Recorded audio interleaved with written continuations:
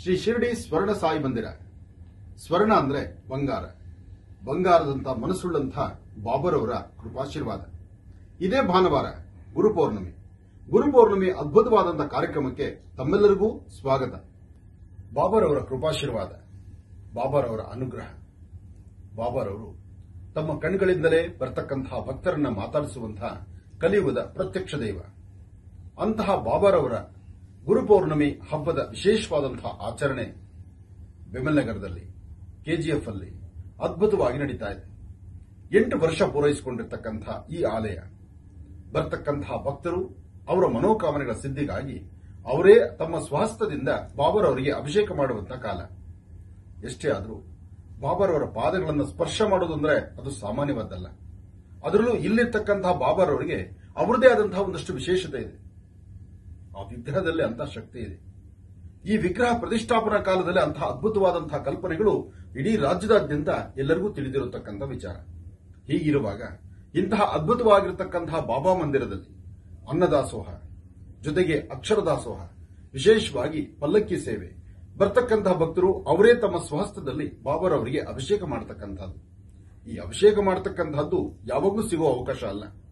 ಕೆಲವು ಕಾಲಗಳಲ್ಲಿ ಮಾತ್ರ ಸಿಗ್ತಕ್ಕಂಥದ್ದು ಇಂಥದ್ದೊಂದು ಸುವರ್ಣ ಅವಕಾಶ. ಇಂತಹ ಅದ್ಭುತವಾದಂತಹ ಸೇವೆಗೆ ತಾವೆಲ್ಲರೂ ಬಂದು ಬಾಬರವರ ಕೃಪಾಶೀರ್ವಾದಕ್ಕೆ ಎಲ್ಲರೂ ಪಾತ್ರರಾಗಿ. ಬೋಲೋ ಭಗವಾನ್ ಶಿರಡಿ ಸದ್ಗುರು ಸಾಯಿನಾಥ ಮಹಾರಾಜ್ ಕಿ ಜೈ. ನಮಸ್ಕಾರ ಸ್ನೇಹಿತರೆ, ಇದು ಏನಾಗಿದೆ ಅಂತ ಹೇಳಿದ್ರೆ ನಮ್ಮಲ್ಲಿ ಇವಾಗ ನಮ್ಮ ಕೆಜಿಎಫ್ ನಲ್ಲಿ ಸಾಕಷ್ಟು ನಮ್ಮ MLA ಮೇಡಮ್ ಅವರು ಸಾಕಷ್ಟು ಸದನದಲ್ಲೆಲ್ಲ ಇದನ್ನು ಪ್ರಸ್ತಾಪ ಮಾಡಿದ್ದಾರೆ. ನಮ್ಮ ಸಿಲಿಕೋಸ್ ಅನ್ನೋದು ನಮಗೆ ಮೈನಿಂಗ್ ಏರಿಯಾದಿಂದ ಬಂದಂಥ ಕಾಯಿಲೆ. ಸೊ ಅದರಿಂದ ಸಾಕಷ್ಟು ಹಾರ್ಟ್ ಅಟ್ಯಾಕ್ ಆಗೋ ಪೇಷಂಟ್ಸು ಇಲ್ಲಿ ಆಗ್ತಾ ಇರೋದ್ರಿಂದ ನಮಗೆ ಇಲ್ಲೊಂದು ಏನಾದರೂ ಒಂದು ಹಾರ್ಟ್ಗೆ ಸ್ಕ್ರೀನಿಂಗ್ ಮಾಡುವಂಥ ಏನೋ ಎಕ್ವಿಪ್ಮೆಂಟ್ ಆಗಲಿ, ಒಂದು ಮೆಷಿನರಿ ಆಗಲಿ, ಒಂದು ಏನಾದರೂ ಕ್ಯಾಂಪ್ ಆಗಬೇಕಂದಾಗ ನಮ್ಮ ಸ್ಟೇಟ್ ಗೌರ್ಮೆಂಟು ಮತ್ತು ನಮ್ಮ ಡಿಸ್ಟ್ರಿಕ್ಟ್ ಅಡ್ಮಿನಿಸ್ಟ್ರೇಷನು, ನಮ್ಮ MLA ಮೇಡಮ್, ನಮ್ಮ MP ಸರ್ ಎಲ್ಲ ಸೇರಿಕೊಂಡು ಒಂದು ಡಿಸ್ಟ್ರಿಕ್ನಲ್ಲಿ ಇದು ಸ್ಟೇಟ್ನಲ್ಲಿ ಪ್ಲ್ಯಾನ್ ಮಾಡಿಕೊಂಡು ಇದನ್ನು ಇಲ್ಲಿ ಎಲ್ಲ ಡಿಸ್ಟ್ರಿಕ್ಟ್ ಕವರ್ ಮಾಡೋಂಥ ಇವತ್ತು ನಮ್ಮ KGF-ನಲ್ಲಿ ಲಾಸ್ಟ್ ವೀಕು SNR ಮಾಡಿದ್ದಾರೆ. ಅದ್ರ ಜೊತೆಗೆ ಬಂಗಾರಪೇಟೆ ಮಾಡಿದ್ದಾರೆ. ಇವತ್ತು KGF-ಗೆ ಅವಕಾಶ ಕೊಟ್ಟಿದ್ದಾರೆ. ಸರ್ ಇದು ಉದ್ದೇಶ ಇಷ್ಟೇ, ನಮ್ಮ ಸಾರ್ವಜನಿಕರಿಗೆ ಇದು ಒಳ್ಳೆಯದಾಗಲಿ ಅಂತ. Screening prevention is better then cure. ಆಮೇಲೆ early detection, early cure. Later stage ಹೋದಾಗ ದುಡ್ಡು ಖರ್ಚಾಗುತ್ತೆ, ಟ್ರೀಟ್ಮೆಂಟು ಆಗೋದಿಲ್ಲ, ಆಮೇಲೆ ಪ್ರಾಣಕ್ಕೂ ಸಂಸ್ಕಾರ ಆಗುತ್ತೆ. ಸೊ ಹಂಗಾಗಿ ಏನಾದ್ರು ಹಾರ್ಟ್ ಅಟ್ಯಾಕ್ನಲ್ಲಿ ಜನಗಳು ಗೊತ್ತಿಲ್ಲ, ನಾನು ನೋಡಿ ಚೆನ್ನಾಗೇ ಇರ್ತೀನಿ ಬಟ್ ನನ್ನ ಹಾರ್ಟಲ್ಲಿ ಒಳಗಡೆ ಪ್ರಾಬ್ಲಮ್ ಇದೆ. ಸೊ ಅದನ್ನು ಸ್ಕ್ರೀನಿಂಗ್ ಅಂತ ಮಾಡ್ತೀವಿ. ಸ್ಕ್ರೀನಿಂಗ್ ಅಂತ ಹೇಳಿದಾಗ first level of screen, second level of screen, third level of screening ಅಂತ ಮಾಡ್ತಾರೆ. ಫಸ್ಟ್ ಲೆವೆಲ್ನಲ್ಲಿ ECG ಒಂದು ಚೆಕ್ ಮಾಡ್ತಾರೆ. ECG-ನಲ್ಲಿ ಏನೋ ಸಮಸ್ಯೆ ಇದ್ದರೆ next they will go for echo test, ಅದು ಇಲ್ಲೇ ಇದೆ. ಸೊ ಆಮೇಲೆ ಏನಾದ್ರು ಚೆಸ್ಟ್ ಎಕ್ಸ್ರೇ ಬೇಕಂದ್ರೆ ಚೆಸ್ಟ್ ಎಕ್ಸ್ರೇ ಫೆಸಿಲಿಟೀಸ್ ಇಲ್ಲೇ ಇದೆ. ಸೊ ಹಂಗಾಗಿ ಇಕೋನಲ್ಲಿ ಏನಾದರೂ ಪ್ರಾಬ್ಲಮ್ ಬಂದರೆ ನೆಕ್ಸ್ಟ್ ಎಕ್ಸ್ಕಲೇಟ್ ಮಾಡ್ತೀವಿ ಪೇಷಂಟ್ಸ್. ಎಕ್ಸ್ಕಲೇಟ್ ಅಂತ ಹೇಳಿದ್ರೆ ನೆಕ್ಸ್ಟ್ ಲೆವೆಲ್ ಆಫ್ ಇನ್ವೆಸ್ಟಿಗೇಷನ್ಸ್ ಇದೆ. ನೆಕ್ಸ್ಟು ಒಂದು ಆಂಜಿಯೋ ಮಾಡೋದಾಗಲಿ, TMT ಮಾಡೋದಾಗಲಿ, ಒಂದು ಬ್ಲಡ್ ಅದಕ್ಕೆ ಸಂಬಂಧಪಟ್ಟಿದ್ದು ಮಾಡೋದಾಗಲಿ ನಾವು ಟೀಮ್ಗೆ ರೆಫರ್ ಕೊಡ್ತೀವಿ, ಅದನ್ನು ಮಾಡ್ತಾರೆ. ಅದ್ರ ಜೊತೆ ಇನ್ನೊಂದು ಇಂಪಾರ್ಟೆಂಟ್ ಏನಂದರೆ ಇಲ್ಲಿ ಮ್ಯಾಮೋಗ್ರಾಮ್ ಅಂತ ಒಂದು ಎಕ್ವಿಪ್ಮೆಂಟ್ ತಂದಿದ್ದಾರೆ. ಮ್ಯಾಮೋಗ್ರಾಮ್ ಅಂದರೆ ಲೇಡೀಸ್, ನಮ್ಮ ಹೆಣ್ಮಕ್ಳಲ್ಲಿ, ನಮ್ಮ ತಾಯಂದಿರಿನಲ್ಲಿ ಸ್ತನ ಕ್ಯಾನ್ಸರ್ ಅನ್ನೋದು ಒಂದು ನಿಮಗೆ ಗೊತ್ತಾ, ಬ್ರೆಸ್ಟ್ ಕ್ಯಾನ್ಸರ್ ಅದು ಸಾಕಷ್ಟು ಕಾಮನ್ ಆಗಿದೆ ಹಳ್ಳಿನಲ್ಲಿ, ಸಿಟಿನಲ್ಲಿ ಎಲ್ಲರಿಗೂ. ನಮ್ಮ ಹೆಣ್ಮಕ್ಳು ಗೊತ್ತಾಗಲ್ಲ, ಸ್ತನಗಳಲ್ಲಿ ಬ್ರೆಸ್ಟ್ನಲ್ಲಿ ಇರುತ್ತೆ, ಏನೋ ಗೆಡ್ಡೆ ಬಂದಿದೆ ಸುಮ್ಮನೆ ಆಗೋಯ್ತಾರೆ ಪಾಪ. ಆಮೇಲೆ ಲಾಸ್ಟ್ ನಮ್ಮ ಹತ್ರ ಬರೋಷ್ಟೆಲ್ಲ ಉಣ್ಣು ಪಣ್ಣಾಗಿ ತುಂಬ ಅಧ್ವಾನ ಹೋಗಿರುತ್ತೆ, ಗ್ರೇಡ್ 3, ಗ್ರೇಡ್ 4 ಸ್ಟೇಜ್ಗೆ ಹೋಗಿರ್ತಾರೆ. ಬಟ್ ಅದನ್ನು ಚೆಕ್ ಮಾಡೋದನ್ನ ಮಿಷಿನ್ನ ಇಲ್ಲಿ ತಂದಿದ್ದಾರೆ. ನಾನು MBBS ಮಾಡ್ಬೇಕಾದ್ರೆ ನಾನೇ ಮೆಡಿಕಲ್ ಫೀಲ್ಡಲ್ಲಿ ಇದ್ದಾಗ ಎಕ್ಸ್ರೇ ಟೈಪಲ್ಲಿ ಮಾಡ್ತಾ ಇದ್ರು, ಸ್ವಲ್ಪ ಪೇನ್ಫುಲ್ ಇರೋದು. ಇವಾಗ ಲೇಟೆಸ್ಟ್ ಆಗಿ ಒಂದು ಮೊಬೈಲ್ ಥರ ಬಂದಿದೆ, ನಾನ್ ಇನ್ವೇಸಿವ್ ಅಂತ. ಅದು ಜಸ್ಟ್ ದೂರ ಇಟ್ಕೊಂಡು ಸ್ಕ್ರೀನ್ ಮಾಡೋದು. ಅದು ಸ್ಕ್ರೀನ್ ಮಾಡಿದಾಗ ಏನಾಗುತ್ತೆ, ಅದನ್ನ ಇನ್ಫಾರ್ಮೇಷನ್ ತಗೊಂಡು ಇಮಿಡಿಯೇಟ್ ನಮ್ಮ ICU ಅಂತ ಆ ಕಂಪ್ಯೂಟರ್ ಹೋಗುತ್ತೆ. ಕಂಪ್ಯೂಟರ್ಸ್ ಒಂದು ಸ್ಟೇಟ್ ಟೀಮಲ್ಲಿ ಕೂತಿರುತ್ತೆ. ಅದು ಅಲ್ಲಿ ಕ್ವಾಲಿಫೈಡ್ ಡಾಕ್ಟರ್ಸ್, ನಮ್ಮ ಆನ್ಕಾಲಜಿಸ್ಟ್ ಅವರೆಲ್ಲ ಕೂತಿರ್ತಾರೆ. ಸೊ ಇಮಿಡಿಯೇಟ್ ನೋಡಿ ಅದು ಸಮಸ್ಯೆ ಇದೆ ಅಂತ ಹೇಳಿದಾಗ ಇಮಿಡಿಯೇಟ್ ಅವರು ನಮಗೆ within seconds, within minutes reports ಬರುತ್ತೆ. ಸೊ ನಾವು ಪೇಷಂಟ್ಸ್ಗೆ ನೋಡಿ ನೆಕ್ಸ್ಟ್ ಲೆವೆಲ್ ಇನ್ವೆಸ್ಟಿಗೇಷನ್ಸ್ ಅಂತ ಹೇಳಿದಾಗ ಅದನ್ನೆಲ್ಲ ಜಾಲ ಹಿಡಿತೀವಂತಲ್ಲ, ಜಾಲರಿ ಹಿಡಿದಾಗ ಯಾವುದೋ ಸಿಗಾಕೊಳ್ತೋ ಅದನ್ನು ಸಿಗಾಕೊಂಡು ಅದನ್ನು ನಾವು ನೆಕ್ಸ್ಟ್ ಲೆವೆಲ್ ಆಫ್ ಇನ್ವೆಸ್ಟಿಗೇಷನ್ಸ್ ಕಿದ್ವಾಯಿಗಾಗಲಿ ನಮ್ಮ ನಾರಾಯಣ ಹಾಸ್ಪಿಟಲ್ಗೆ ಕರ್ಕೊಂಡು ಹೋಗ್ತೀವಿ. ಅದರ ಮೇನ್ ಉದ್ದೇಶ ಅಷ್ಟೇ, ಸ್ಕ್ರೀನ್ ಟ್ರೀಟ್ಮೆಂಟ್ ಅಲ್ಲ, ಸ್ಕ್ರೀನ್ ಮಾಡೋದು. ಸ್ಕ್ರೀನ್ ಮಾಡಿ ಯಾರಿಗೆ ಏನು ಅನುಕೂಲ ಮಾಡಬೇಕು, ಯಾರಿಗೆ ಏನಾದ್ರು ತೊಂದರೆ ಇದ್ರಲ್ಲ ಸಾವು ನೋವುಗಳನ್ನ ಪ್ರಿವೆಂಟ್ ಮಾಡೋದಕ್ಕೋಸ್ಕರ ಇದನ್ನ ಉದ್ದೇಶ. ನಮ್ಮ ಓಲೋ ಕಂಪ್ನಿಯವರು ಮತ್ತು ನಮ್ಮ ನಾರಾಯಣ ಹಾಸ್ಪಿಟಲ್ ಅವರು ಕಾರ್ಪೊರೇಟ್ ಸೋಷಿಯಲ್ ರೆಸ್ಪಾನ್ಸಿಬಿಲಿಟಿ CSR ಫಂಡ್ಸ್ನಲ್ಲಿ ಅವರು ಇದನ್ನು ಒಂದು ದೊಡ್ಡ ಪ್ರಾಜೆಕ್ಟ್ ಮಾಡ್ಕೊಂಡಿದ್ದಾರೆ. ಸೊ ನಿಮ್ಮೆಲ್ಲರ ಪರವಾಗಿ, ನಮ್ಮ ಆಸ್ಪತ್ರೆಯ ಪರವಾಗಿ, ತಮ್ಮೆಲ್ಲ ಸಾರ್ವಜನಿಕರ KGF ಸುತ್ತಮುತ್ತಲ ಜನರ ಪರವಾಗಿ ನಾನು ಅವರಿಗೆ ಈ ಒಂದು ಒಳ್ಳೆಯ ಕೆಲಸಕ್ಕೆ ನಾನು ಹೃದಯಪೂರ್ವಕವಾಗಿ ನಾನು ಅಭಿನಂದನೆ ಸಲ್ಲಿಸ್ತೀನಿ. Long term project which we are going to do for 3 to 4 years. So the first level we are covering all the taluks in the state. It's a pan Karnataka state initiative. So we are covering all taluks in the first stage. Then we go to the next level of Hoblis, and third level we'll go to all the villages. So in the first level we have come here. Again, once we cover, so far we have already completed Bangalore urban district and rural districts. Kolar also next week we will finish off. And once we go to other districts, again we will come back to the Kolar. And then we will go to the other Hublis and villages. So rotation ಪ್ರಕಾರವಾಗಿ ಇರುತ್ತೆ ಅಂತ. Yeah, rotation, yes. Because our idea is to cover and create the awareness. ಹೇಗೆ ಅಂತ every month ಇರುತ್ತಾ ಅಥವಾ every 6 months ಇರುತ್ತಾ ಹೇಗೆ? No, every week we are doing 2 camps in the taluk areas with this, and this is a continuous project. It's not like we are doing for the 3 months or 6 months and going to stop. Our first phase of the plan is for almost like 4 years, and after that also we hope that the infrastructure will improve in the state government hospitals. Otherwise we will also continue it even for further period. So that is the first of its kind what we have made, because normally basic mobile clinics are available, be it ophthalmology or be it diabetes or something. But this is the first time the top end ailments for the heart and cancer screening, for the preventive screening, as Dr. Suresh has mentioned, is the first time we brought this vehicle. Actually, it's in a first of its kind in the country itself what we have brought in. ಉದ್ದೇಶ ಏನು? Yeah, this is the idea is early detection can save lives. So prevention is better than cure. So many of the times both the heart and cancer, by the time the disease is diagnosed, it is in the advanced stage. So normally the treatment also doesn't work and it's very expensive and all. But many people, they are not even aware that they have a heart blocks or they have the breast cancer and all. So the idea is we go to them and we do the early detection.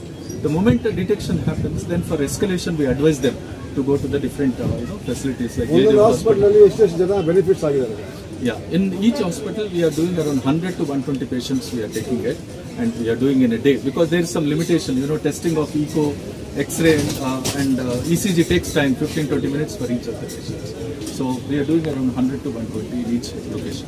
So Kolar district ಅಲ್ಲಿ prevent ಆಗಿ ಏನಾದರೂ patient ಕಂಡಿದ್ದೀರಾ problem ಇರೋದು?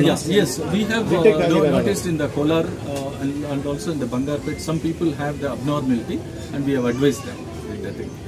We advise them to go to the next level. In fact, one patient in the Kolar, Suresh, patient name Suresh, in fact, he first underwent ECG, then immediately we did echo, and the echo also came very abnormal. So our technician has immediately contacted Narayan Hudayalaya. The specialists have seen her, said that this patient needs immediate attention.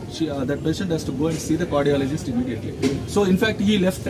We called him and said that he should go and meet the cardiologist with the thing. So he has been advised with this, and we have informed the hospital also there in Kolar Hospital, the DHO and all. So that is where we are trying to save lives. ಇರ್ತಾರೆ. ಈಗ ಪ್ರತಿಯೊಬ್ಬರು ಕೂಡ ಎದೆ ನೋವು ಅಂತ ಹೇಳ್ತಾರೆ, ಕೆಲವರು ಏನು ಅಂದ್ಕೊಳ್ತಾರೆ ಗ್ಯಾಸ್ಟ್ರೈಟಿಸಿಂದ ಆಗಿದೆ ಅಂತೇಳಿ ಸುಮ್ಮನೆ ಇರ್ತಾರೆ. ಯಾಕಂದರೆ ಬೇರೆ ಯಾವುದೇ ಕಾಯಿಲೆ ಆದರೂ ಅದಕ್ಕೆ ಟೈಮ್ ಸಿಗುತ್ತೆ, ಡ್ಯೂರೇಷನ್ ಟೈಮ್ ಇರುತ್ತೆ.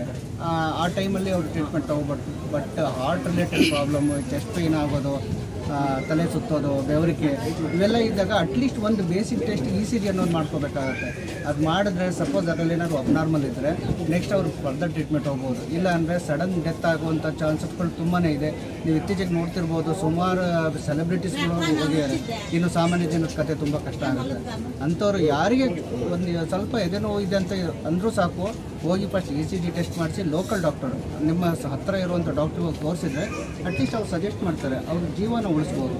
ಪ್ರತಿಯೊಬ್ಬ ಹಾರ್ಟ್ ಪೇಷಂಟ್ಗೂ ನಾನು ಇದನ್ನು ಹೇಳಕ್ಕೆ ಬಯಸ್ತೀನಿ. ಈ ವೆಲ್ನೆಸ್ ಆನ್ ವೀಲ್ ಮಾಡ್ತಾರೋ ಉದ್ದೇಶ ಎಲ್ಲರಿಗೂ ಗೊತ್ತಿರುವಂಥದ್ದೇ, ಉಚಿತವಾಗಿ ಎಲ್ಲರಿಗೂ ಗುಣಮಟ್ಟದ ಟ್ರೀಟ್ಮೆಂಟ್ ಸಿಗಬೇಕು ಅನ್ನೋದು ನಮ್ಮ ನಾರಾಯಣ ಹಾಸ್ಪಿಟಲ್ ಚೇರ್ಮನ್ ಆದಂಥ ದೇವಿ ಶೆಟ್ಟಿಯವರ ಆಶಯ. ಏನಂದರೆ ಪ್ರತಿಯೊಂದು ಹಳ್ಳಿಗೂ ಕೂಡ ಗುಣಮಟ್ಟದ ಚಿಕಿತ್ಸೆ ದೊರಕಬೇಕು ಅನ್ನೋ ಕಾರಣಕ್ಕೆ, ಅದೇ ಕಾರಣಕ್ಕೆ ಓಲೋವ್ರ ಜೊತೆ ಸುಮಾರು ನಾವು 5 ವರ್ಷದಿಂದ ನಾವು ಕೊಲಾಬ್ರೇಷನ್ ಮಾಡ್ಕೊಂಡಿದ್ದೀವಿ. ಅವ್ರ ಜೊತೆ ಸೇರಿಕೊಂಡು ಓಲೋ, ನಾರಾಯಣ ಇವಿಬ್ಬರು ಸಹಭಾಗಿತ್ವದಲ್ಲಿ, ಹಾಗೆ ಸರ್ಕಾರದ ಸಹಕಾರದಿಂದ ಈ ನಾವು wellness on wheel community health care ಅನ್ನೋ ಒಂದು ಪ್ರಾಜೆಕ್ಟ್ನ ಸ್ಟಾರ್ಟ್ ಮಾಡಿದ್ದೀವಿ. ಡಿಸೆಂಬರಿಂದ ಸ್ಟಾರ್ಟ್ ಮಾಡಿದ್ದೀವಿ. ಇದುವರೆಗೂ 27 ತಾಲೂಕು ಕಂಪ್ಲೀಟ್ ಮಾಡಿದ್ದೀವಿ. ನಾವು ಎಂಟೈರ್ ಕರ್ನಾಟಕ ಫಸ್ಟ್ ರೌಂಡಲ್ಲಿ ತಾಲೂಕು ಲೆವೆಲ್ ಹೋಗ್ತಾ ಇದ್ದೀವಿ, ಅದಾದಮೇಲೆ ಹೋಬಳಿ ಲೆವೆಲ್, ಅದಾದಮೇಲೆ ಪಂಚಾಯತಿ ಲೆವೆಲ್. ಯಾಕಂದರೆ ಇದು ಟೈಮ್ ತೊಗೊಳುತ್ತೆ, 4-5 ವರ್ಷದವರೆಗೂ ಟೈಮ್ ತೊಗೊಳುತ್ತೆ. ಯಾಕಂದರೆ ಒಂದೇ ಡಿಸ್ಟಿಕಲ್ಲಿ ನಾವು ಕಂಟಿನ್ಯೂ ಮಾಡೋಕ್ಕಾಗಲ್ಲ. ಯಾಕಂದರೆ ಎಲ್ಲ ಡಿಸ್ಟಿಕಲ್ಲೂ ನಾವು ಫೋಕಸ್ ಮಾಡ್ತಾಯಿದ್ದೀವಿ.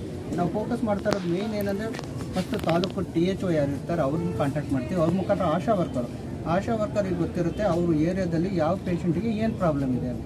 ಕ್ಯಾನ್ಸರ್ ಪೇಷಂಟ್ ಇರ್ಬೋದು, ಹಾರ್ಟ್ ಪೇಷಂಟ್ ಇರ್ಬೋದು, ಅವ್ರಿಗೆ ಗೊತ್ತಿರುತ್ತೆ. ಅವರು ಅಂಥವ್ರನ್ನ ಕರ್ಕೊಂಬಂದರೆ ಅವರಿಗೆ ಇಲ್ಲಿ ನಾವು ಅಟ್ಲೀಸ್ಟ್ ಬೇಸಿಕ್ ಟೆಸ್ಟ್ಗಳು ಮಾಡುವಾಗ ಅವ್ರಿಗೆ ಬೆನಿಫಿಟ್ ಆಗುತ್ತೆ.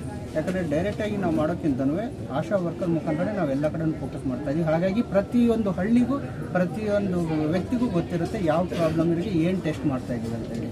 ಆಶಾ ವರ್ಕರ್ಗೆ ನಾವು ಪ್ರತಿ ತಾಲೂಕಲ್ಲೂ ಕೂಡ ಇನ್ಫಾರ್ಮ್ ಮಾಡ್ತಾ ಇದ್ದೀವಿ. ಅವ್ರ ಮುಖಾಂತರನೇ ಪೇಷಂಟ್ ಕರೆಸ್ತಾ ಇದ್ದೀವಿ, ಟೆಸ್ಟ್ ಮಾಡ್ತಾ ಇದ್ದೀವಿ, ಅವರಿಗೆ ಗುಣಮಟ್ಟದ ರಿಪೋರ್ಟ್ ಕೂಡ ಕೊಡ್ತಾ ಇದ್ದೀವಿ.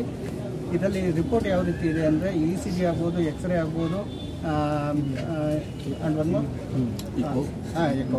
ಎಕೋ ಮತ್ತು ಬ್ಲಡ್ ಟೆಸ್ಟ್ ಎಲ್ಲ ಇದೆ. ಬ್ಲಡ್ ಟೆಸ್ಟ್ ಮತ್ತು ಎಕೋ ರಿಪೋರ್ಟನ್ನು 2 ದಿನ ಆದಮೇಲೆ ಅವರಿಗೆ ಸಿಗುತ್ತೆ. ನಾವು ಹಾರ್ಡ್ ಕಾಪಿನ ಪ್ರಿಂಟ್ಔಟ್ ತೆಗೆದು ಇಲ್ಲಿ THOಗಳಿಗೆ ನಾವು ಕೊಡ್ತಾ ಇದ್ದೀವಿ ಎಲ್ಲ ಕಡೆನೂ. ಅಲ್ಲಿ ಬಂದು ಅವ್ರು ಪೇಷಂಟ್ ಕಲೆಕ್ಟ್ ಮಾಡಿಕೊಡ್ತಾರೆ. ಪ್ರಾಬ್ಲಮ್ ಇದ್ದವರಿಗೆ ಡಾಕ್ಟರ್ ಸಜೆಸ್ಟ್ ಮಾಡ್ತಾರೆ ನೆಕ್ಸ್ಟ್ ಏನು ಟ್ರೀಟ್ಮೆಂಟ್ ತೊಗೋಬೇಕು ಅಂತ ಹೇಳಿ.